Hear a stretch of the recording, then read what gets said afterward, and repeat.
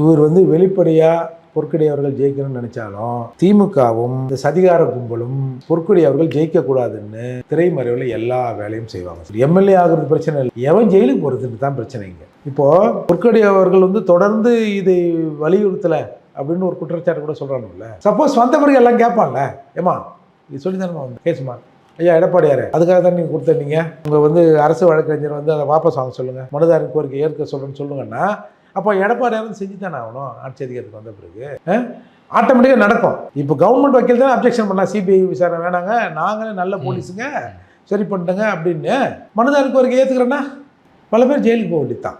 நானாவது பரவாயில்ல, ஜெயிலில் ஏதோ ஒரு 5 மாதம் தாங்கினேன். அதில் நீங்களாம் போனீங்கன்னு வச்சுங்க நக்கின்னு போயிடுவீங்க. உங்களாலாம் ஜெயிலில் போய் இருக்கவே முடியாது. நமக்கு ஏதோ பழைய எக்ஸ்பீரியன்ஸ் அது இதுன்னு இருக்குவா, நம்ம காலத்தை விட்டு ஏய் நீங்கள் ஜெயிலுக்கு போகணும், இந்த வழக்கில் நீங்கள் தட்டை தூக்கணும், நீங்கள் அங்கே முட்டியை போடணும், அதான் இந்த தமிழகமே பார்க்கணும். அதால் எப்பேற்பட்டாவது பொற்கொடி அவர்களை தோற்கடிக்க முயற்சி பண்ணுவாங்க. அதையும் மீறி மக்கள் செல்வாக்கில் அவங்க கண்டிப்பாக ஜெயிப்பாங்க. எடப்பாடியார் ஜெயிக்க வைப்பார்.